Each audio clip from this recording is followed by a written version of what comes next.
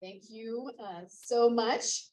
For those of you who only know me as an academic or as Kathleen Tarr, founder of the Getting Played Symposium on Equity in the Entertainment Industry and Awards. If you only know me in those contexts, my mic check right there may come as a bit of surprise, but it does not come as a surprise to everyone here, including our keynote today, Erin Merritt, who cast me in my first Shakespearean play in the San Francisco Bay Area's Ohlone homelands, where we find ourselves today. So gratitude to the Ohlone as well. The show was Comedy of Errors, performed by an all-woman Shakespeare group, Woman's Will, which Erin founded in 1998. Having that credit on my resume helped open the doors to my later performances with American Conservatory Theater, San Francisco Mime Troupe, and Camposanto, to name a few, which certainly then opened doors to my later film, television, video game, and commercial credits. In turn, performing in the entertainment industry gave me greater insights into how rampant discrimination is therein, which then led me to pushing back, which then perhaps led to positive changes in industry practices. My advocacy very clearly includes this symposium, sponsored by Stanford University's program in writing and rhetoric for each of these 9 years, and annual support man behind the curtain, Chris Roseville, who is thanked for tech productions that up this afternoon. Gratitude to the audiences, you all today, both here in person and virtually attending, and to the speakers and Getting Played Equity awardees, some of whom are here, who have contributed to these symposia over the years. All of great benefit and very promising for a better future. But these promises are unfortunately balanced by perils, thus the name and the theme for this 9th annual Getting Played Symposium. While the promises of activism, perhaps as I reflect particularly about my individual activism, feel to me very much of benefit generally, the perils feel very personal. My first script to introduce this event was, by the way, much longer, too long, in my opinion, because of my accounting of its perils that I've experienced. I began, of course, in my speech by explaining that all speakers' opinions are their own and do not represent their employers, professional affiliations, or Stanford University. But I stumbled when I was next going to thank even other activists for their work. And it's not that anyone fighting for equity in the entertainment industry does not deserve acknowledgement, but even progressives, self-proclaimed progressives, have penalized me for my advocacy. Prominent Bay Area theater company leaders have asked event organizers on 2 separate occasions that I know about to disinvite me to speak on panels because of my perspective that workers in entertainment should be protected under anti-discrimination law, as other employees in the United States. My opposition to the inclusion rider, because it violates US law against quotas, has been met with serious venom, though I offered a legal alternative that still brings us closer to the goal of equitable casting. By the way, my warning about what the consequences are of carving out an exception from laws that apply to every other business, well, arguments are making their way to our very conservative US Supreme Court that, for example, bakers should be able to deny wedding cakes to LGBTQ+ couples due to freedoms of religion and expression, citing very specifically for the latter, casting in the entertainment industry as justification. But I digress, or do I? Because the negative consequences of how we entertain ourselves are indeed significant peril, whether it be commercialism that encourages us to waste this planet, because I'm guessing none of you are particularly enjoying this extinction level event, or whether it be how marginalized people are stereotyped and belittled in the images we see, the consequences are perilous. I'll share just a few. In one of the first plays I auditioned for in San Francisco, which was, I think, called Tiny Tim's Christmas Carol, all of the characters are homeless, with the exception of one Black woman among them. Although she was the only college-educated character, she was the only one who didn't speak grammatically correct English. And I want to say very specifically, African-American vernacular English is not synonymous with uneducated. So I want to make sure that's clear. But the context and stereotyping made the script's use very clear. And I would not play any part of it.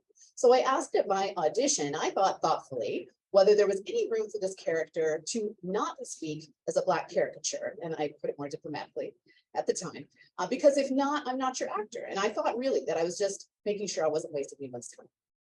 They insisted I audition anyway, and of course, I didn't get the part. The only female producer in the room, who later became my friend, told me that after I left, the other producers huffed, "Who the hell does she think she is?" I think I am someone who refuses to portray a stereotype just to get a credit on my resume, or let an employer or potential employer move smoothly forward in their discriminations. For another show in Ashland, Oregon, the musical director told a racist joke seemingly every day, and I called Actors Equity and asked my union, what should I do? The union in turn decided to call the director of the show, and after that, he berated me for going to the union first and not him, even though I'd only called them to ask, what should I do?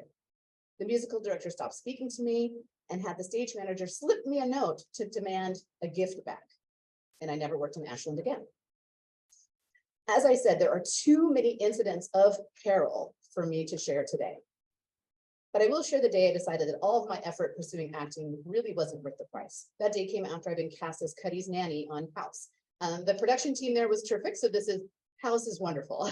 So this is not one of the perils. I actually had a wonderful time, delightful conversation with Hugh Laurie about his book, The Gun Seller. Great book. Why is it not a movie? I don't know. But anyway, so this is a good story about House. But at the time, because I was living in LA, my career was showing some momentum, I was introduced to a creator who was talking to me about leading in his upcoming medical drama. After weeks of discussions about script and character and the like, we followed lunch with a tennis match, after which he invited me to his hot tub. And I said, no, thank you. And that ended all talks about me leading in the show. So I gave up and moved back to the Bay Area. That price wasn't worth it for me. And I love the Bay Area, so it's okay. I had earlier, well, that wasn't okay, but being in the Bay Area. I had earlier stopped auditioning seriously for theater for similar reasons and researching myself for this introduction, because yes, I actually do researching myself to make sure I get the facts right. I sat heavy with the memory of Menopause, the musical, which some of you already know that story. So laughter already right here. And please always make that sour face when you say Menopause, the musical, please. I don't want to encourage you to see it or say it. I have been performing in Menopause, the musical, for weeks when, as I understand it, some racist from Florida, who's a friend of producer Jeannie Linders, saw the San Francisco cast and proclaimed me not Black enough. So the next thing I know, and I know this, is that director Catherine Conte told me to be Blacker. And that's how she put it, racist AF. I protested because this is the way. And the day before Thanksgiving, because that's who these people are, Jeannie Linders had me fired. In an email turned over in Discovery, because damn right I didn't let it go, she wrote that everything was happening because I refused to be more Black. Again, one of many experiences, but my rage from that experience and from the imbecile who served as arbitrator who somehow concluded that I was discriminated against for union activity, but not race. Well, I had to put my rage somewhere. So I produced my first feature-length documentary, Getting Played. Who's playing you? Also, who's playing you? Obvious precursor to these symposia, and also about discrimination in the entertainment industry. My documentary of poor production value, since I was a team of one very green filmmaker, earned honorable mention at Adrian Anderson's 2010 International Black Women's Film Festival. Thank you, Ms. Anderson, for the support, because I really needed it. We really needed it. From there, I delivered the general session at the 2015 State Bar annual meeting to over 1,000 of California's attorneys, hoping they would get on board with the notion that employment discrimination laws apply just as fully to the entertainment industry. I then published a law review article, The Bias in Business of Show, an attempt to reach even further. These are the promises. But the perils of activism, they are as intense as they are immense. We will later discuss some of the mental health implications with Arianna Caplan, who we thank Arise High School for sharing with us today, along with this outdoor venue. There will also then be opportunity for audience Q&A, hopefully virtually as well as in person. But first, we're going to hear from our keynote, Erin Merritt, who will follow Erin, four of us introducing you. So sit tight for another 20 minutes or so, and tissues are recommended. Again, these Getting Played Symposia are meant to highlight activists whose contributions are often not receiving the attention they deserve. So we're really digging in that charge today and highlighting Erin. So I will begin. And the way I put it is, Erin gave me one of my first opportunities to perform harassment-free theater in the Bay Area. So that's sort of how I think about it. So thank you so much. Erin Merritt is an award-winning theater maker who came to prominence, as I said, the founder of the Bay Area's all-female Shakespeare company, Women's Will, which she started in 1998 to create equitable opportunities for women in the field. In 12 seasons there until 2011, Ms. Merritt directed 13 productions, including 2 top 10 shows of the year. Shakespeare's Pericles, featuring a deaf narrator and the world's first ASL translation of the play. In 2009, Erin Merritt began producing and directing new work. Highlights include writing and directing the speaking statues that we can see at Richmond's Rosie the Riveter Museum and their permanent installation. During the pandemic, she created Neighborhood Stories, a live distance performance event, which staged 7 to 8 site-specific mini performances across each of 3 cities, Oakland, Mill Valley, and El Cerrito. These were tied together by drive time narration, offering additional context about the city's history and landmarks. Most recently, Ms. Merritt directed the world premiere of Tea Party at the roof at ACT Strand Theater. There's much more to Erin than a bio. So first we're going to hear from a video recording from Monica Cortés. Monica Cortés Viharo is an educator, scholar, actor, and public speaking consultant. She holds a PhD from the University of Washington School of Drama and a certificate in public scholarship from the UW Simpson Center for the Humanities. Her work has been published in Theater Topics, the New England Theater Journal, and the Journal of Dramatic Theory and Criticism. As associate faculty at the University of Washington, the University of Puget Sound, Cascadia College, and the School of the Art Institute of Chicago, she has taught public speaking, acting, Chicano studies, theater history, gender studies, and performance studies. Additionally, Monica has been a member of the Humanities Washington Speakers Bureau, is the current performance coach for TEDx Youth Seattle, and a company member of Seattle's only all-Latina theater company, Ese Teatro. So I want to thank you, Erin, for being such a mentor to me and an inspiration, even when you didn't even know that you were either. I was cast in the role of Oliver for As You Like It with Women's Will 10 million years ago. And it was one of the first plays I had done out of college. And I found myself being cast in some very hyper femme roles. And so to have the opportunity to play Oliver, not just a man, but an evil man, was a true delight and opportunity that I am forever grateful for. The things I remember the most were the way in which Erin scared the shit out of me, because Erin don't mess around, Erin don't play. There was a lot of love and camaraderie and friendship, but if you were fucking up, she would let you know. She gave me a newfound appreciation, respect for Fight Call, because that Fight Call was no joke. Like, you had to be on your game for a Fight Call. She was our fight coach, as well as being one of the leads in the show, and it was pretty amazing to watch her in both. And I also think of Erin as someone who is a true friend and castmate, because they will cheer you on, but they will also let you know what you need to work on. So I'm about to go out on stage. It's my first entrance, and everyone else is like, break a leg, break legs, break legs. And Erin says, remember, RP, say ah. So she was trying to make sure that my ah in RP was on point. And I loved it. It was so good to have someone, point out things that I needed to work on. And since then, I've moved from the Bay Area. When I was in the Bay Area, I will say, Erin came up all the time in conversation with people that I met, because, the Bay Area theater scene, pretty incestuous. So I would be at an audition, a play or something that my agent sent me to, and then I'd run into somebody who I knew from something else, And we'd start talking, and lo and behold, they know someone who knows someone, and I know them, and that, we're all connected. And I always called it, well, Bay Area theater is 6 degrees of Erin Merritt. So when I left the Bay Area, it was hard to get back into that community and build those relationships again. I'm here in Seattle, Washington now, and I'm now a company member of Ese Teatro. We are Seattle's only all Latina, Spanish language, and bilingual theater company. And when I was asked to be a company member after doing the first show with them, I was like, I don't know. I mean, in addition to performing, there's a lot of leadership duties, fundraising, artistic decisions that need to be made about productions. And I just channeled my inner Erin. I remember thinking, whenever I'm in a bind, I'll just think, well, what would Erin do? So I think about that all the time, I love you.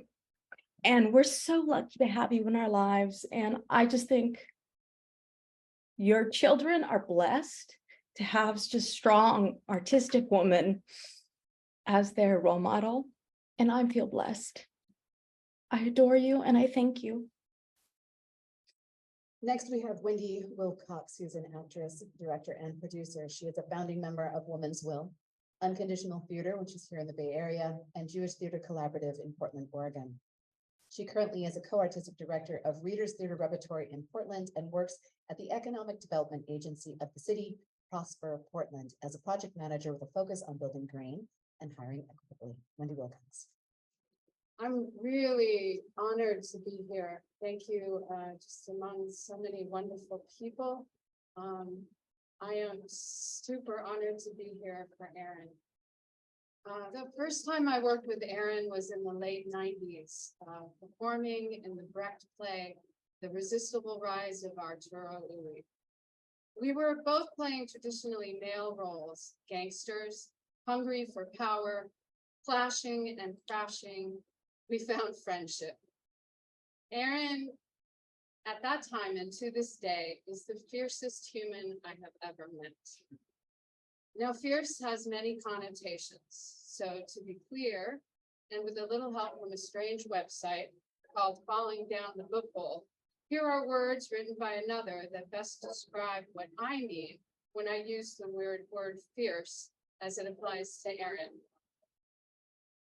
A fierce female is a woman who doesn't take crap from anyone. She stands up for herself and others who can't or won't. She will do things for the greater good. She doesn't ask, what do we do now? She just does it. She is strong, independent, but a team player, is a good listener, fights for what's right, and doesn't give up. She is not a damsel in distress. She's the knight in shining armor.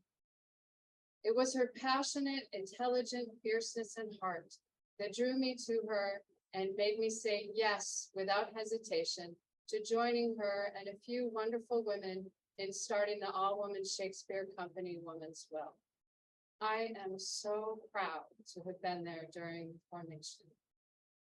I want to share some impressions with you of that time, a small smattering word of tribute to Erin and women who start art. A space for women to play parts not available to us. To right-size a time when all the parts were played by men. To experience different voices from tropes and real power that men held, that was kept from us. To create a space of camaraderie and fun, extinguishing a portion of the bitter competition for a few female roles. Fierce passion ignites us, enables us to see past all things that will soon fall away from this singular vision, everyday things most people take for granted. What will it take to hold up a company legit and long-lasting? There was a time when we created and thought, cod pieces, gender workshops. What does it mean to play a character who murders and goes to war when we ourselves are creators? Find your inner man. whirling yin and yang, swords, shields, safe punches, clowns, warriors, queens, and princes. The mission drives us, excites us, past the point of staying up all night, writing grants, marketing materials, old school put together packets, workshops, fundraisers, sponsor hunts, rehearsal space, park permits, garage sales, dog auditions, three-legged Finley.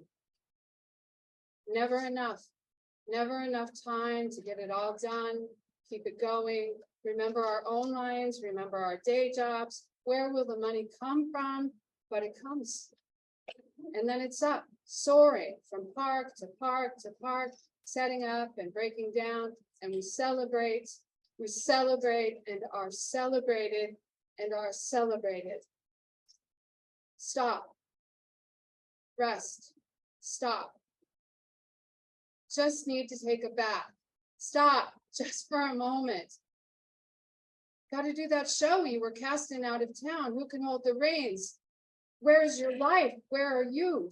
This all seems so straightforward and clear, but the art of producing is a juggling show out of control, where some things in your life lose, others flourish and rise, and sometimes egos get stroked while relationships die, fall away. Your relationship with yourself, self-care starts to tank, but to be taken seriously as a woman who leads is still such a thing. Strength is double required and can obliterate all that is soft in your way. Who can you trust to hold your vision? Creating this closeness, this understanding from our joint oppression does not guarantee we are on the same page. And you will ask things of others that you cannot ask of yourself. As you are worn right now, you need to take up your part for a moment and pause to move back to the creation, the vision, the whole. Yes, we need support. Who are our supporters? Other women, God bless other women. What is the trajectory? Excellent idea. Do you want to join? Hell yes. Let's meet. Yes, it is a fucking amazing logo. All the light and the enthusiasm building support in and out of rehearsal halls. How can we expand? More parks, inside shows, larger seasons. And when you are done with each show, most others can and will go away. But you find yourself left with what is next, and what is next, and what is, even when it's excruciatingly tough and lonely, you will take this dream as far as you can. A revolving door of amazing stories, incredible journeys, and yet, now is the time to celebrate your story and honor what you made, loved, and sustained. Please see and feel the multitudes of women who flourished in the spaces you forged, empowered to find and share their voice, inspired to lead. For you are a woman who starts and sustains art. Thank you, Erin. Love you.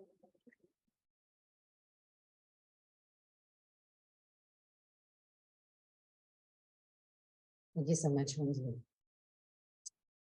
Next, we're going to hear from Jubilith Moore by video, who is a theater performer, director, and teaching artist who has studied No and Kyogen and devoted her professional career to exploring the ongoing life of traditional Japanese and contemporary American theater. A founding company member of Theater Nogaku, she was also Theater of Yugen's artistic director from 2001 to 2014. A Japan Foundation Fellow, she has received TBA's Cash and Cash Creates Awards, TCG's Future Collaborations and Leadership U grants, and the Investing in Artists grant from the Center for Cultural Innovation. I entered Erin's world within a few months of my arrival to San Francisco. We were both cast in a play, and after rehearsals, I would give her a ride home on my motorcycle.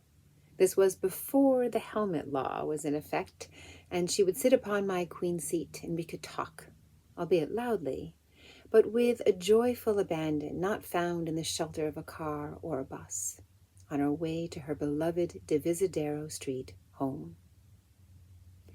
My answer to the question of what is the product of activism is, ideally, a new world.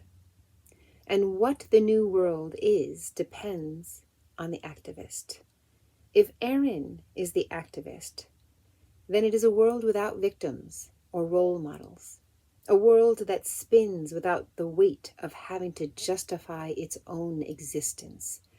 It's a world in which the many overlapping identities of womanhood, of being female, young or old, a mother or not, a daughter, a sister, a wife or not, together form an ever-changing kaleidoscope of possibilities which in Erin's world are embraced.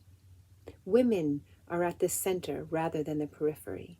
Tolerance, diversity, and equity are the norm. Hard work and accomplishment are the everyday. It's a world where conflict is faced head-on with unerring nobility and a care that belies the armature of love upon which it is built. When I think about Erin, she is like Wonder Woman to me, without the skimpy outfit, but with the same sex appeal, power, fierceness, and determination. Erin is nothing if not determined. She is from a lost tribe of women warriors who was somehow sent to our world, and she has spent her life making sense of it and using her inherited skills, intelligence, and humor to improve the place. She realized very young that she could best conduct this work upon the stage. And that is what it is. That is what it has been for her. Work. Work she enjoys and takes extremely seriously. There is a fierceness to her approach that reveals Erin is not here just to entertain. Though she knows how to get a laugh, she is here to build a new world. Let me share an anecdote. Woman's Will used to rehearse on the second floor of the YMCA on Golden Gate Street. Many of you may know the place and be familiar with the smell of chlorine as you enter the building. It hits the nostrils as much-needed shower after exiting the odoriferous Tenderloin. It was early evening and twilight was in the air. The street lamps were fighting with the last rays of the sun to illuminate a place that always seemed to be in the dark. We ascended to our rehearsal room and began the work of settling in and setting up. I don't know what happened, but what I recall is looking up to see Erin leaning halfway out of a window screaming at some guy on the street to leave a woman alone. The two exchanged words, and the man taunted her to come down if she wanted to talk to him. Erin did not hesitate. To my absolute horror, she flew to the first floor, out the door, which to me was a thin veil of safety, and out onto the night street, a place I perceived as dangerous. The two continued to exchange words, with Erin relentless on the attack, crossing the street, directly moving towards the man. And then the situation was no more. The man backed down. The woman was safe. And Erin returned into the rehearsal room, ready to work. It was all part of a day's work for her. I should remind us that this is a memory, which means it is wonderfully inaccurate. Many of the periphery details are lost to time, but what remains is Erin's fearlessness and absolute clarity about what was right. Women are not victims even if they are on the street. And the immense urgency, power, and conviction with which she put her own body in danger speaks to her heroic deeds and mesmerizes me to this day.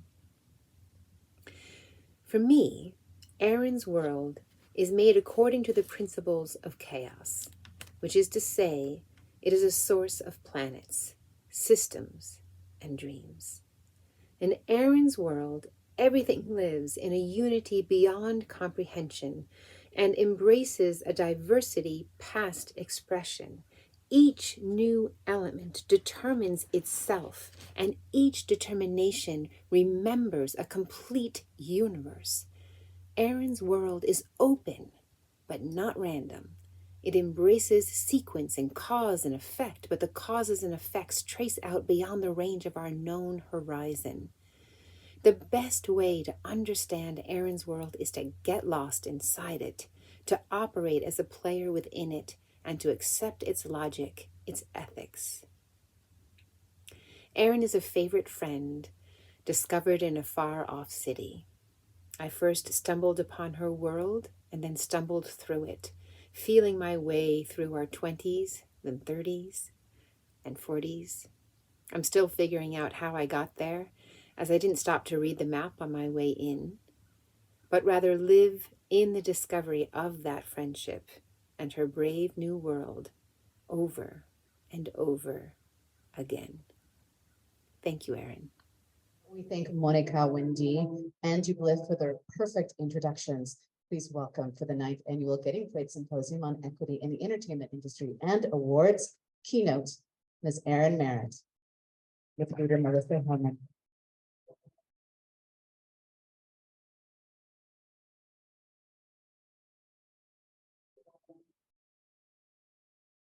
Thank you all for joining us today, and thank you very much to the amazing Dr. Kathleen Tarr for the invitation to be a part of this symposium. I am Erin Merritt, but I am being voiced today by my old friend and esteemed colleague, producer, director, and arts manager, Dr. Melissa Hillman. I want to amplify everything. Too bright. I want to amplify everything Kathleen said. The perils as a performer are heavy and real. I also experienced egregious and ludicrous conditions as an actor, so I chose to produce and direct so I could create better conditions for myself and others. I feel like I ought to start with an apology because I think I inspired the title of this symposium by bitching about my career not being as prolific as I deserved, and I stand by that complaint. But it probably has nothing to do with my activism, such as it is, and much more to do with having to move repeatedly because of my now ex's work, than being a single parent who felt like I'd rather supervise my children at night than get arrested for leaving them alone, or I don't know, lose them in a house fire because I wasn't there to notice they were playing with matches. In other words, because I am, a woman. So really, this symposium should be called The Perils and Promise of Being Female. Perhaps you've already held that one. But like gender, activism is not something we choose. You either choose a show, mostly by whether it will be fun or a big moneymaker, or mostly based on a need in the world, a problem you want to help fix. You either believe that entertainment is actually primarily about entertaining people, or you believe entertainment is simply a delivery system, in my humble opinion, the best possible one, for revealing the truth about the human condition. And if you are the latter, you probably also understand that we are, as cultural workers, responsible for producing high-impact work, responsible for representing the full range of society in our collective work, to do no less than relentlessly excavate the past, fearlessly reveal the here and now, and rigorously explore every last possible future in a totally entertaining way. Because we've all seen that political show that was not entertaining, and that one show has already predisposed our audiences to shy away from any entertainment that admits to activism. In fact, that's the first and last peril, believing that activist art doesn't have to be entertaining, doesn't have to be art, when it has to be twice as well crafted, because we already have plenty of other, I'm sorry, I'm holding this in my hand instead of, plenty of other fora for straight up activism, and entertainment is the single best medium for opening new minds, instilling nuanced information, and helping the message stick. Sure, I remember the power of my first protest, my first political speech, but, and each of you can insert your own examples here, Three Penny Opera, The Wire, and This Is America are still actively working on my soul years later. My first experience with each changed me, but those first touches were just seeds that continue to grow inside me. So who here wants to make just entertainment?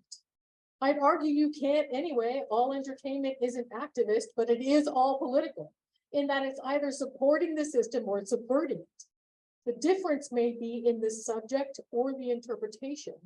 I'm not going to go into the weeds on specific shows, both because we all have different frames of reference, and because I am sure you are all smart enough to parse it out for yourselves.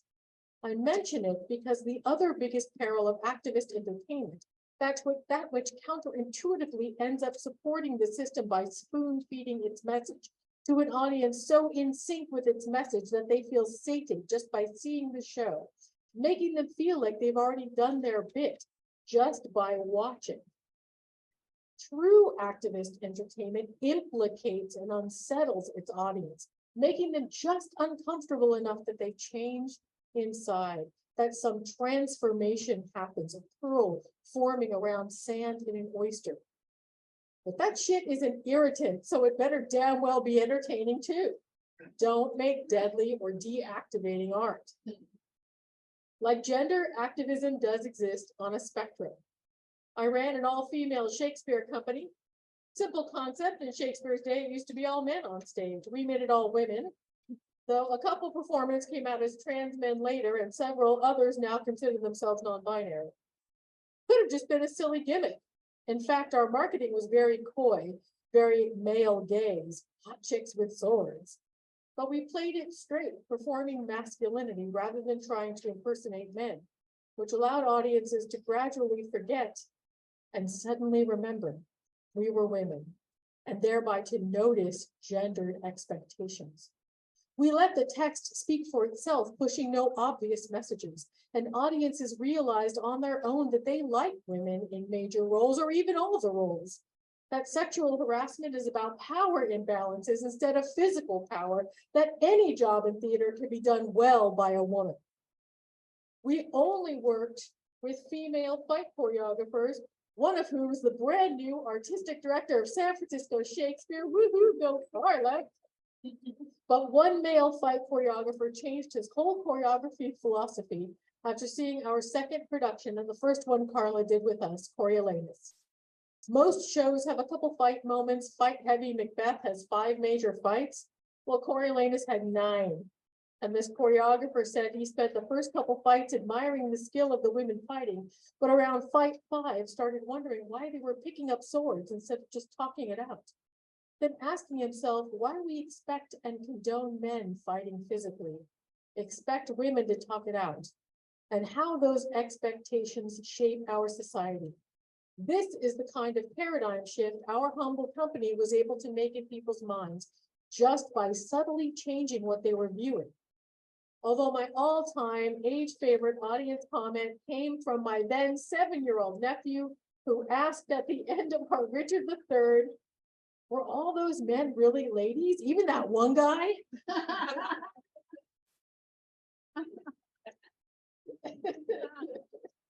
Over the 13 seasons I was there, this company revolutionized the way theater makers and audiences viewed the value of women on stage and off. We gave first major roles to many actors who went on to stellar careers and boosted the visibility of numerous female directors, designers, and even playwrights. We measurably increased other companies' hiring of women for roles in all genders, though sadly much of the other companies' distaff casting fell flat. Melissa did great cross-gender casting because she understood the messages behind it. That's why she's allowed to be my voice.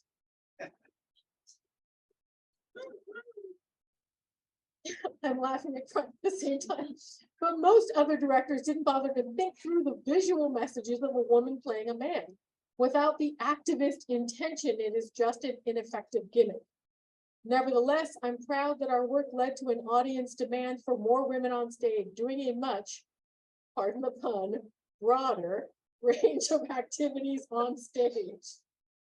It's not even harder to do activist theater than pure entertainment. Sometimes you do it in accidental ways.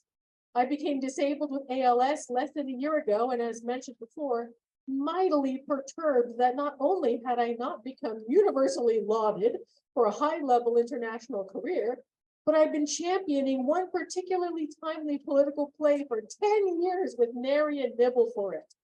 So I declared it my dying wish to do this show. And the amazing pack of friends and allies I've made over 30 plus years in this business made it happen. So even though I've had the privilege to work with and champion disabled artists many times over the years, now I got to be the activist director that led with fuck yes, people who can't talk can still direct.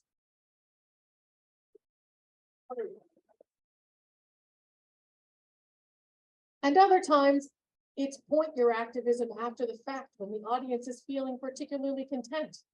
During the pandemic, I did a show that spread live performers out across the city, all safely distanced from each other, with audiences safe in their own cars. No obvious activist message until the end, where we pointed out that these performers were all A, professionals uniquely harmed by the lack of work during the pandemic, B, uniquely positioned as all artists are to help reconnect people to their community and even themselves through art. In other words, that entertainment is not about entertainment, but about fostering connections, conversations, community. Congratulations, you are already a community organizer. So what does this have to do with my disappointing career trajectory? What pearls of wisdom have I made from the things that irritated me? What peril can you avoid? What promise fulfill that I didn't? Look, the world is changing.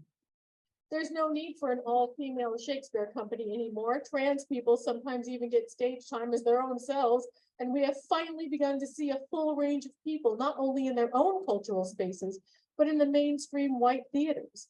But this is not equity. It's mostly the same old gatekeepers letting people in, and those gates can snap shut again.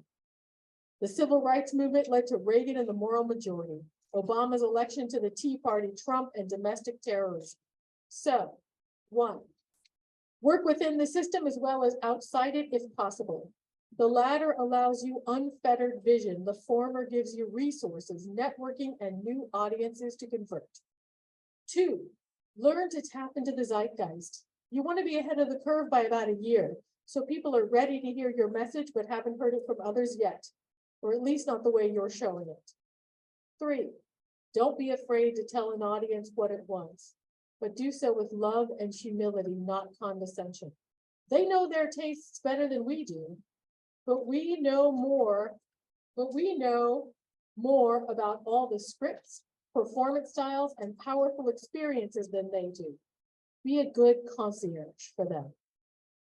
If you are doing something unlike they've ever seen, give them context. If you want them activated, they need to feel welcomed, included, and smart as they leave the show. 4, understand the limitations and employ the strengths of activist entertainment.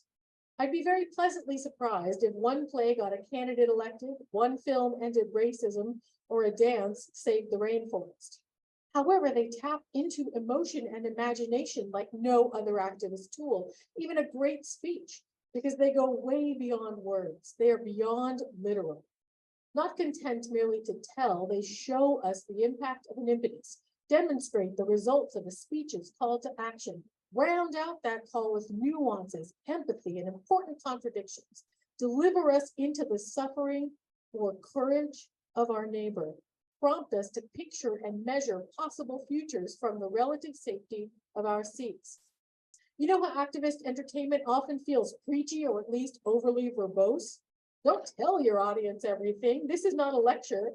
Demonstrate the dilemma, show the stakes, illuminate the interactions, and ask the audience what they want to do about it. A notable exception is audience engagement materials and activities where they expect some educating. My favorite activity paired with Lauren Gunderson's The Taming, in which a conservative, a progressive, and a pragmatist band together to elect the first female president and save the American experiment. They talk a lot about the Constitution as a living document. So among other activities, I set up a booth where audience members could vote for how they'd amend it. I'd announce the results at the end of intermission, and every night the majority mentioned repealing the Second Amendment. So every night I'd point out that audience of 250 people or so got together. It would be a very powerful body, and you could hear them introduce themselves to each other. 5, listen to your own soul. Make work right now that really matters to you because life is short. Activist entertainment is too hard to be done half-assed, and you are going to need to believe in yourself when it feels like no one else does, often in the middle of the night before a grant is due. 6, make sure your vision is crystal clear. What message are you trying to impart? To whom? And how do you want them to feel as they leave your show? And what do you want them to do now that they have seen it? 7, don't give the answers in your work, but do include some kind of call to action, even if it's hidden. 8, don't forget to be entertaining. Humor is very helpful, especially with tough topics. This will also help you survive your own performances, as performed trauma feels real to your body. Speak up. You will unburden yourself of the people who don't get what most matters to you and attract those who do. 10, surround yourself with people you trust. Invite others in to take some of the load and share the triumph. Their knowledge and experience or lack thereof will bring dimensions to you if you give them agency. 11, don't take no for an answer and don't settle for a compromised vision. I get that mindset is problematic in some arenas, but not only do you need the energy of your vision undiluted to have the fortitude to get it staged, the audience won't be activated by a diluted or diminished vision. If a potential collaborator doesn't get the vision, they aren't right for the project. If some venue hesitates, keep looking. Prepare yourself to dodge roadblocks with the mindset that challenges prove your cause's necessity. When someone says it can't be done, ask yourself, if it can't be done the way I expected to do it, then how can I do it even better? If you are able to look around a roadblock, the path that presents itself is always, please trust me on this, way more resonant and artistically compelling than the path you originally had planned. 12, prepare for the long fight. If the problems you're presenting were easy to solve, they would be solved already. No need for activism. 13, know your boundaries. It's okay to say no and practice self-care. Activism and entertainment are both big burnout fields, so be mindful of your mental and physical health. And finally, number 14, don't quit. If you can do all that, the promise is not funding or accolades, but at the very least, the satisfaction of a life and career that were of service to something greater than oneself, and the possibility of actually making your corner of the world a little better place.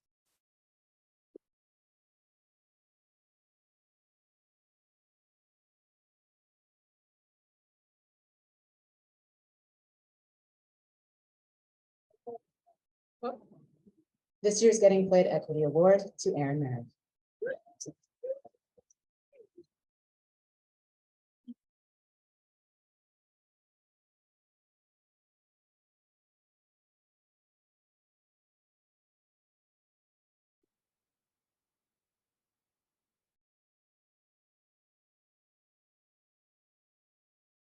Thank you so much. So in keeping with the idea of showing and not telling, we're going to round up for the rest of the program. We have 2 performances from the talented Shirley Smallwood, as well as a conversation with Arianna Caplan.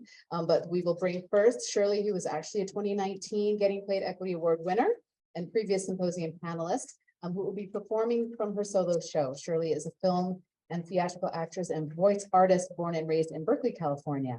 She began her career training in performing classical music, both vocals and violin, from elementary through high school. Shirley co-founded, along with Idris Cooper and Ifo Woshe, and the late great Lester Jones, Black Artists Contemporary Cultural Experience, and won a collective award from us, as well as the 9th Annual Independent Series Award for Best Comedy Ensemble for The Rich and the Ruthless, directed by Victoria Rowell, who you may know from Diagnosis Murder and The Young and the Restless. Ms. Smallwood has performed numerous roles on stages throughout the Bay Area, including the courtesan for Marin Shakespeare Theater's adaptation of Comedy of Errors. So I guess Comedy of Errors is making a few mentions today. Shirley returned to college at the age of 42, had received her BA in music from Holy Names College. Shirley, we welcome you to the stage to show us what are the promises. And she does not need a mic, so I'm going to move this to the back. Okay. Shirley Smallwood.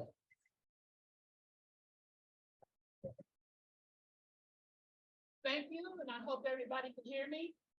Okay, hi Erin, so great to meet you. I had a chance to, when my father passed away several years ago, when I was cleaning out his house and get it ready for sale, I found all his pictures from World War II, and it's all Black truck drivers that drove the Burma Road, and tons of photos and notes and journals from both sides of my family.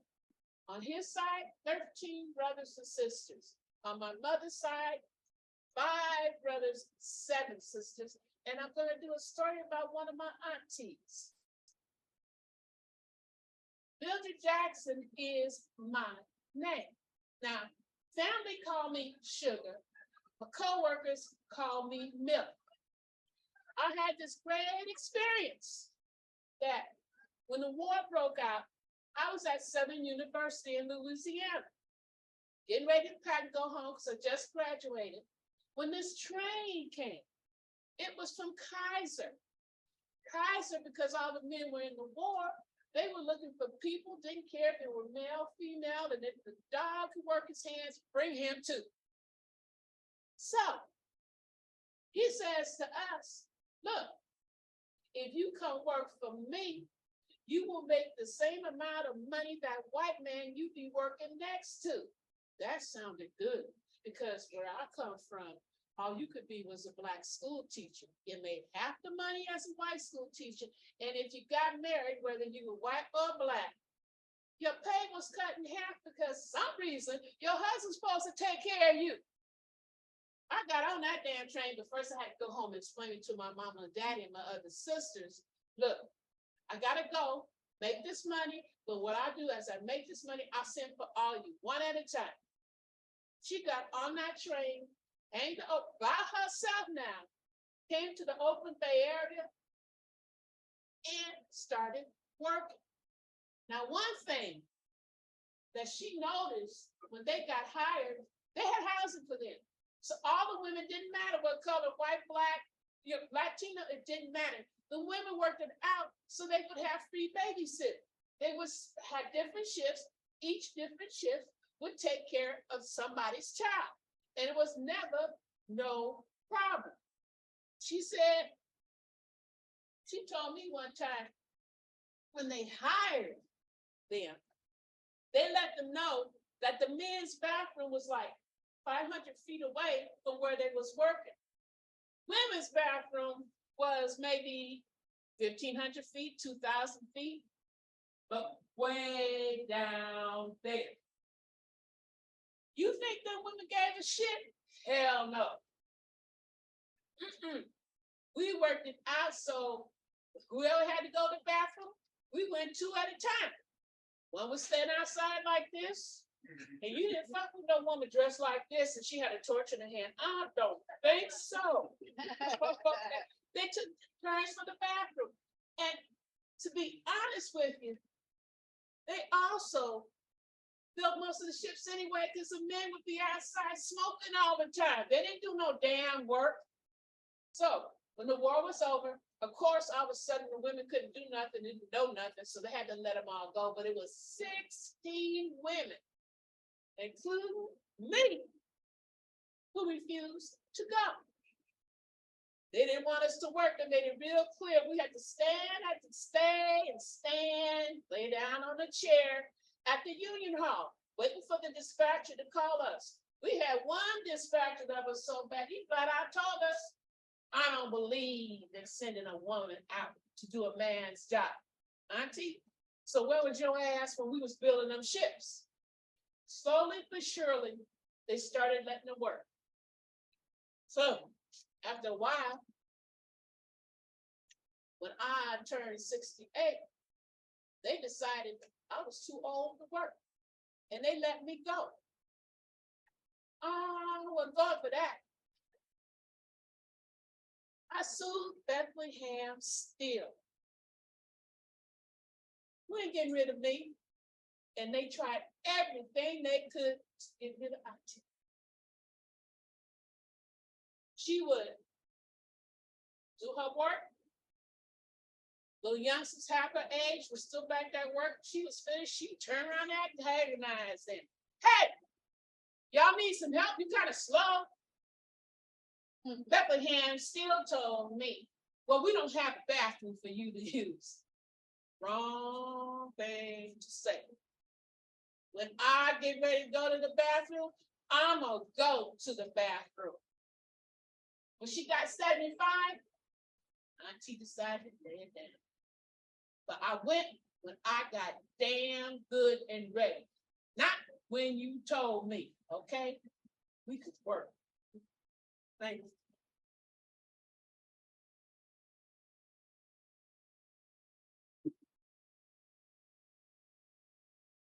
Thank you so much, Shirley.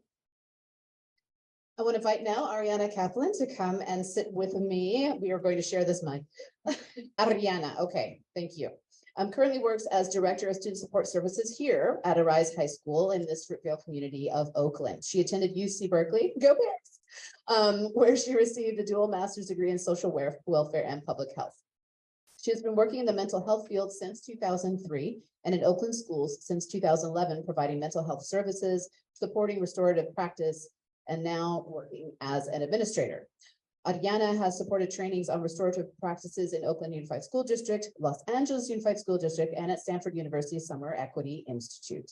She presented at the National Association of Community and Restorative Justice's 2015 conference and is passionate about social justice, restorative justice, and dismantling the school to prison pipeline and the prison industrial complex. Thank you so much, Arianna, for being here.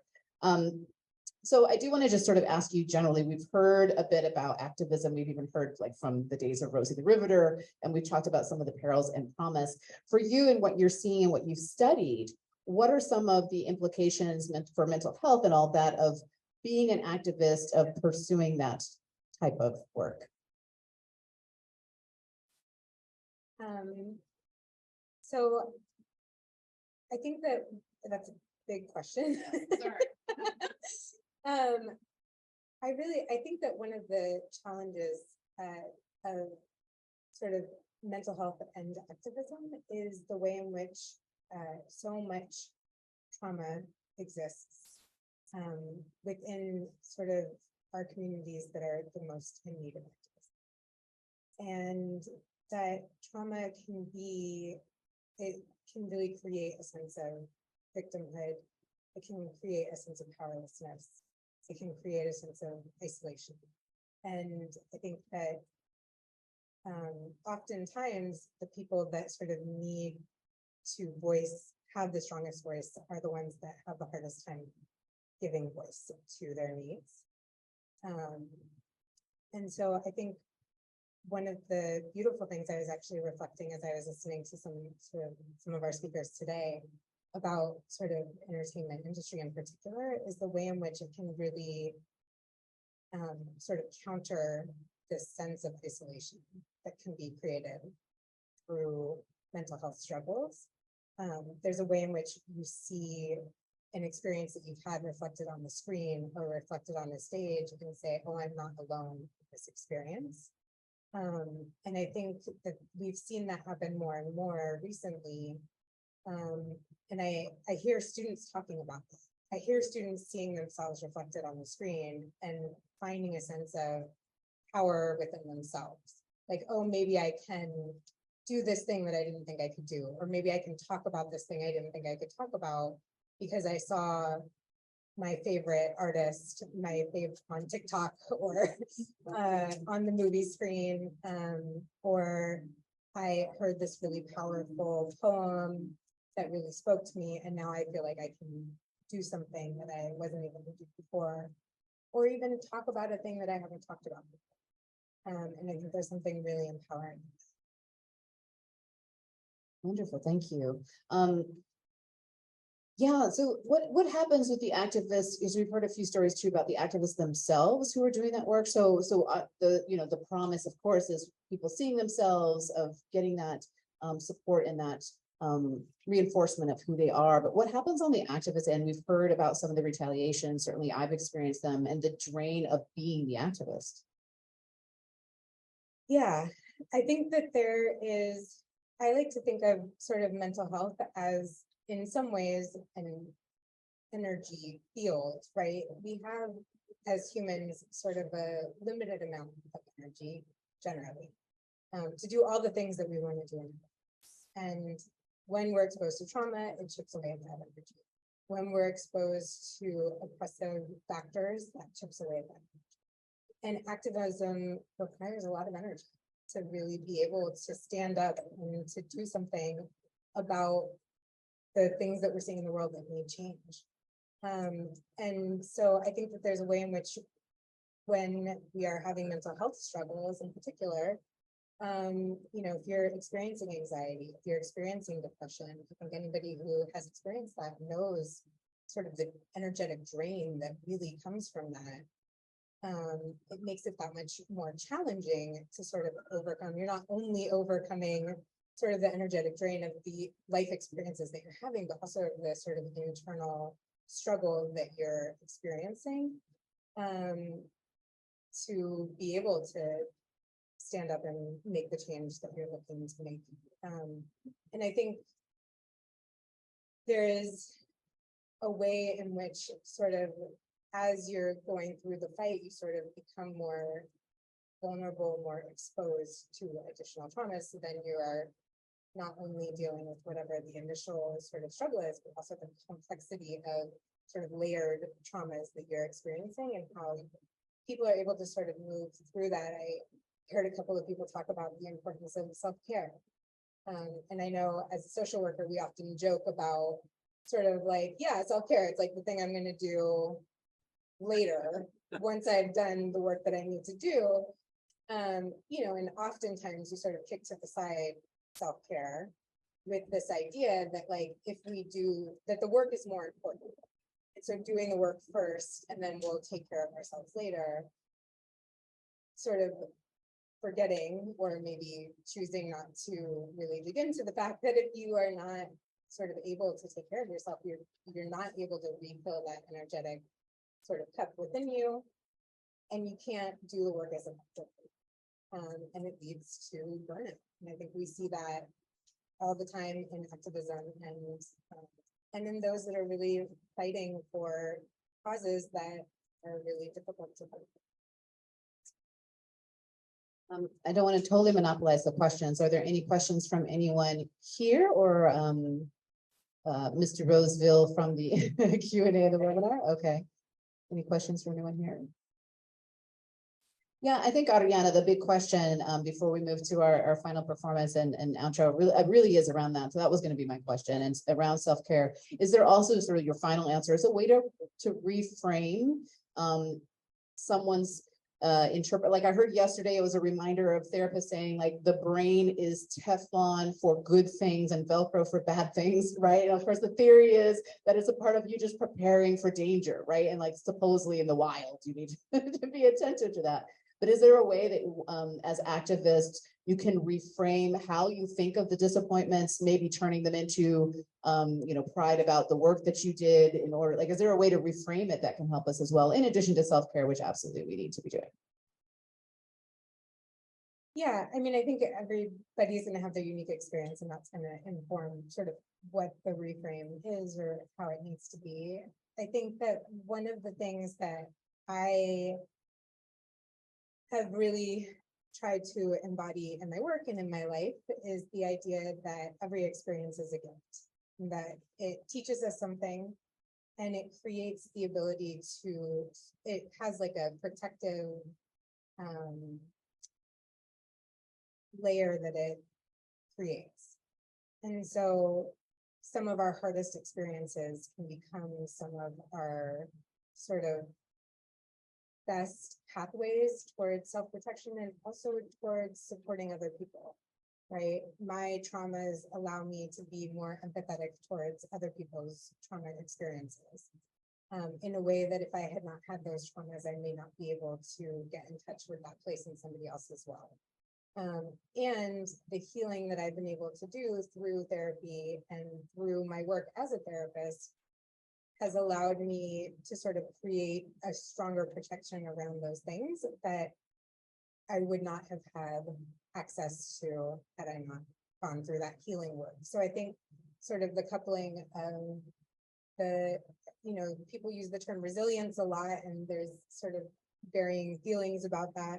But I think the ways in which our experiences really inform who we are and can create sort of the fodder for how we connect with others, how we are able to manage the things that come at us in life.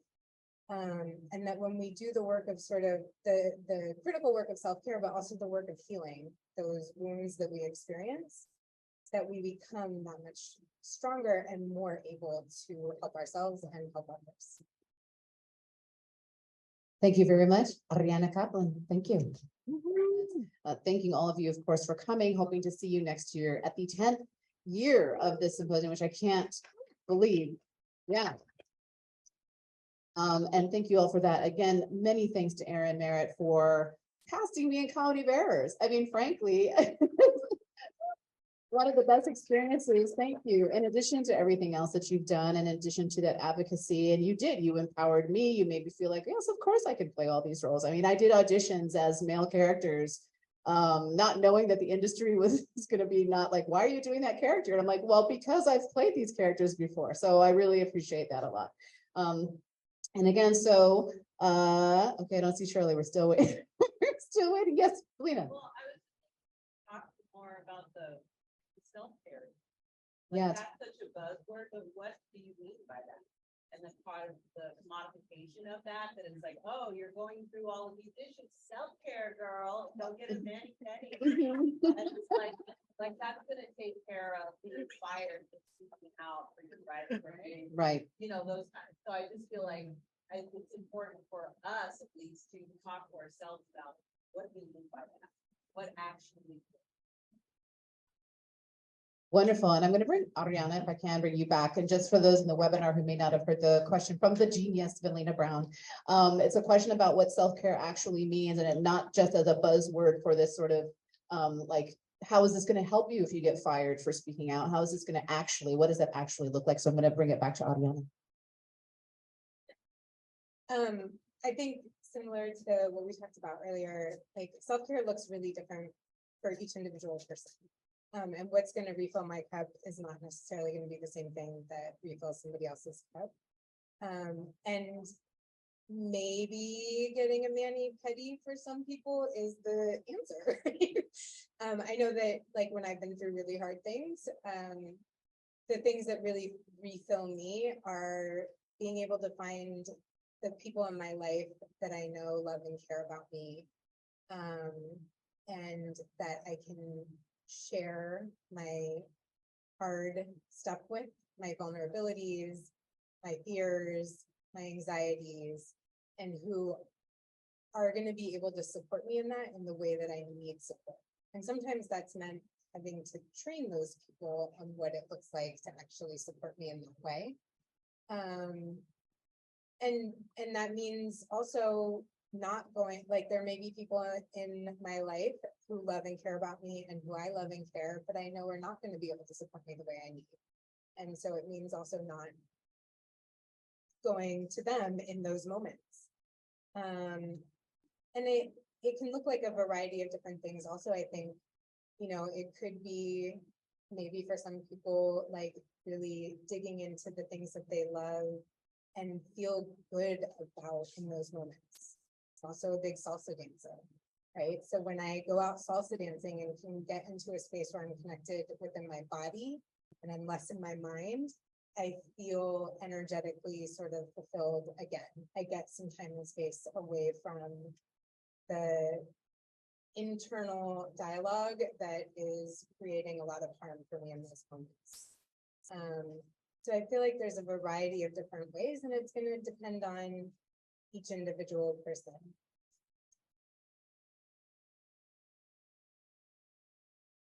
Thank you so much. And I'm going to add, before I bring Shirley back up here, I think also that there's so much, of course, about self-care, but, caring for other people's selves as well, because, it's a lot of heavy lifting to be the activist, as well as you're caring for yourself. You're trying to change the system and you're doing all that. So I would just say for everyone to really think about who are the activists in our lives, because frequently we perceive them as strong and they don't need anything and any support, and just making sure that we're really vocalizing that support for them, because it is, and it's, again, as I mentioned, Adrienne Anderson accepting my DOF for honorable mention in her film festival made a huge difference. And then she encouraged me to enter my films in more of her festivals, which they were actually officially in there. And there were other people who thanked me for my activism. And these are moments where it was really tough for me, and just someone proactively thanking me for my work and what it meant to them, sharing what it meant for them, means a lot. So I would say self-care, yes, absolutely, and whatever that looks like, but also let's try to care for each other a little bit more in that way by giving support. Okay, thank you again. So Erin has a question, so let's make sure we get that in. So what Erin's writing is that you can't do self-care alone. That you need to find a team of allies. Can help you survive the bad times. So what Erin has offered is you can't do it alone. You need a team of allies to help you survive the bad times. Yes, absolutely. You can work together. So you can work together. In activism. So you can work together in activism. Yeah. If there are swear words, you can say them. It's okay. Profanities are permitted. Do it, John Warren. Yeah, let it just blast it. It's fine. Well, I want to know what I'm saying. Fuck you too. That doesn't sound like you at all, John Warren. I'm very diligent about the profanity. The ethics of profanity, maybe my next course. There you go. And the great Michael G. Sullivan said, fuck that. Nice. Let's find a team of allies who help you survive bad times and work together in activism and say fuck you to the oppressor. Ah, the fuck you is to the oppressor. Righteous. Find your team. Self-care means finding your team. Thank you so much, Erin Merritt. Again, a round of applause. Erin Merritt. And again, as we end the symposium, another performance by Shirley Smallwood. Thank you all so much.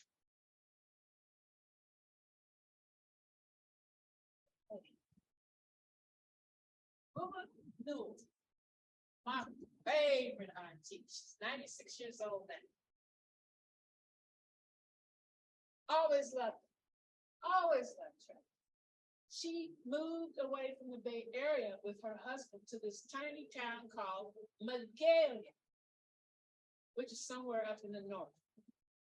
Why do you want to go? You're going to be the only Black person in this town. She was married to a white man, and they loved to fish and hunt. She was gone. You couldn't shut that woman down. So, her story is, husband died, took care of him for so many years. We finally talked her into, you need to move back up here where your family is, girl. We don't know what's going on. And it's shit hit the fan, girl. You don't have to bring the army with me, because I ain't come out there to see about you by myself. Finally, we talked her into it. Here she goes. As she was getting her place fixed up to move, there was this young kid that kept throwing junk and stuff on her property on purpose. She talked to him. Would you mind not throwing your garbage all over my yard? I'm trying to get it ready so I can move out of here. He did it anyway. He kept doing it. Went to the sheriff's office. Filed a complaint. Sheriff come out and talk to him. He stopped for about a week or two and he started all over again. She said, girl, I went back and forth to that sheriff's office so many times, they see me pull up in my car and had the paperwork ready. So one night, Auntie was coming home from bowling with her friends that lived in her complex. Walking home. I know business. So dude, come walking up to her, behind her, and said, you keep running back and forth to the sheriff's office, you're gonna find a cross burn on the lot. That is scary, Auntie. Auntie turned around, who got this 44, and stuck it in his head. Now, Auntie's 4'8", and she kept saying, that was the biggest white boy I ever seen in my life. Auntie, everybody's gonna be big because you only 4'8". Yeah, you sassing me? No, because she wasn't kicking my ass. You know, back in them days, they could do that. She told him, you gonna plant that cross, motherfucker. But you see this, you will never fight the goddamn match. just took out running. But from that day on, she never had a problem with that boy. She never had to call the sheriff anymore. In fact, the sheriff came out there to see what was going on with her because he hadn't heard from her. So I'm like, oh, I got everything all fine. Now, this was Auntie was her famous saying. American Express, you know, you don't leave home without it. I can't get one of those, but this is my shit. Thank you.